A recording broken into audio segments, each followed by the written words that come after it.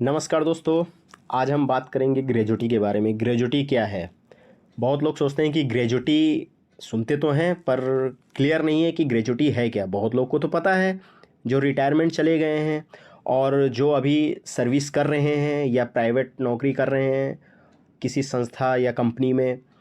तो ग्रेजुटी कैसे मिलेगी और किन लोगों को मिलेगी और किस समय मिलेगी, ये एक एक चीज़ आपको हम क्लियर कर देंगे। आप स्टेप बाय स्टेप देखिए कि ग्रेजुटी कैसे और किसको और किस समय मिलेगी। देखिए क्या है, ग्रेजुटी कर्मचारी की दी गई सेवाओं के द्वारा कंपनी या संस्था में एक निश्चित समय के बाद दिया गया वह हिस्सा जो ग्रेजुटी कहलाता है। ठीक है।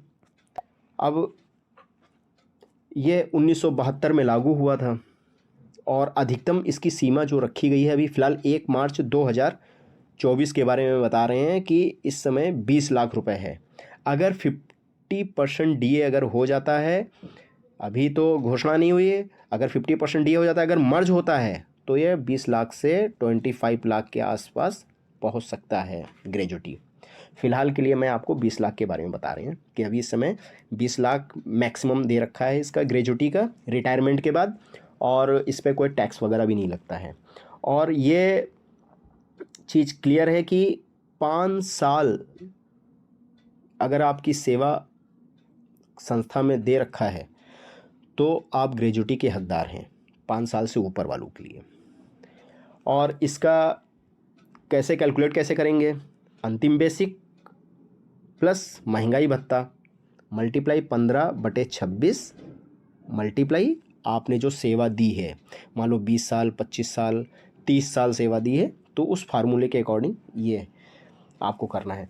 अभी देखिए क्या है कि ये इसमें 15 दिन एक्स्ट्रा सैलरी हर साल जी, पर ईयर जो है 15 दिन आपको एक्स्ट्रा सैलरी भी मिलेगी, वो जो आपके ग्रेजुटी के फार्मूले में आपको क्लियर हो जाएगा।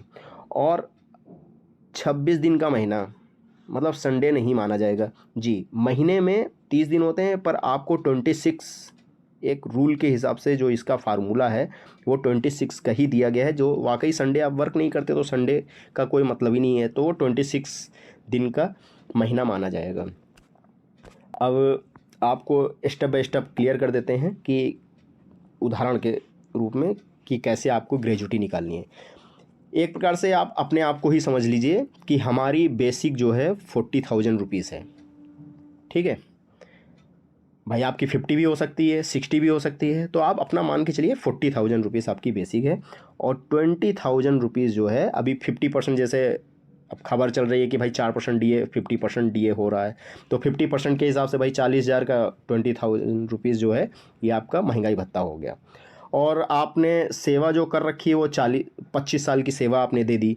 मान लो आप सरकारी डिपार्टमेंट में रिटायरमेंट हो रहे हैं, 25 साल की सेवा दी है, तो इस 40,000 रुपये 20,000 रुपये डीए और प्लस 25 साल आपने जो सेवा दी है उसके बिहाफ पे आपको हम ये क्लियर कर रहे हैं कि कैसे आपको फार्मूला के अकॉर्डिंग आपको ग्रेजुटी निकलेगी। अभी आप देखिए भाई, आप ये फार्मूला क्या कहता है? अंतिम बेसिक जो आप रिटायरमेंट हो रहे हैं लास्ट में जो आपकी बेसिक बन रही है और प्लस जो डीए लास्ट का है, वो दोनों को जोड़ लेना है, जो कि अभी आपको फार्मूले के हिसाब से एक एक चीज़ क्लियर कर देंगे। मल्टीप्लाई 15/26 मल्टीप्लाई सेवा की अवधि। अब देखो 15/26 क्या है, अब 15/26 भी आप क्लियर कर, यहाँ पे मैंने कर दिया। ये 15 है जो साल में एक बार, हर साल मतलब 15 दिन का आपको जो मिलता है वो 15 यहाँ पे आ गया। ठीक है, इस जगह पे आ गया। और 26 यहाँ पे था, महीने में 26 डेज आ रहे हैं तो 26 ही है फार्मूले के हिसाब से। अब देखिए, अब ये अंतिम बेसिक क्या थी? 40,000 रुपीज़। महंगाई भत्ता 20,000, सेम वही है फार्मूले के अकॉर्डिंग। मल्टीप्लाई 15/26 मल्टीप्लाई 25 जो आपने सेवा दी। अगर आपने 30 साल दिए तो यहाँ पे 30 साल कर देना यहाँ पे। ठीक है, 25 दिए तो 25 इसके अकॉर्डिंग। अब 40,000 20,000 60,000 ये आ गया, मल्टीप्लाई 15/26 मल्टीप्लाई 25। अब ये 60,000 और प्लस 15 ये मैंने ऊपर मल्टीप्लाई करने के लिए और ये नीचे से डिवाइड करने के लिए कर दिया मल्टीप्लाई 25,000, 25 जो वर्ष हैं इसके। अब 9 लाख डिवाइड बाई 26 मल्टीप्लाई 25। अब 9 लाख को 26 से डिवाइड किया तो 34,615.38 आ गया। अब इसमें 25 ये भी हम मल्टीप्लाई कर देते हैं। अब मल्टीप्लाई जैसे ही किया तो 8,65,384.61, मतलब आप राउंड फिगर में 8,65,385 ग्रेजुटी आपको मिलेगी। ये एकदम 100% क्लियर है। ठीक है, इस तरह से आप अपना मतलब ग्रेजुटी निकाल सकते हैं। कि बहुत लोग परेशान हो रहे थे कि यार कैसे निकालना है ग्रेजुटी, क्या मिलेगी कि नहीं मिलेगी। 100 में 100% मिलेगी। और ये आप ध्यान दीजिए कि 10 कर्मचारी या एम्प्लॉइज़ किसी भी संस्था या कंपनी में अगर काम कर रहे हैं और अगर 5 साल की सेवा अगर आपने दे दी तो आप 100 में 100% आप ग्रेजुटी के हकदार हैं। ठीक है, क्या होता है कंपनी वाले क्या करते हैं, 5 साल के बाद आपको या तो बैठाल देंगे, 5 साल से ऊपर आपको एक जगह रखेंगे नहीं, तो आपको ग्रेजुटी कहाँ से मिलेगी। तो आप केस कर सकते हैं 5 साल के बाद। अगर आप 1 साल 6 महीना 2 महीना अगर आपने किया हुआ है तो आप हकदार हैं आप ग्रेजुटी के, आप ग्रेजुटी मतलब ले सकते हैं। तो ये सरकारी कर्मचारी और प्राइवेट सभी के लिए है और ये बहुत ही इजी है ग्रेजुटी निकालना।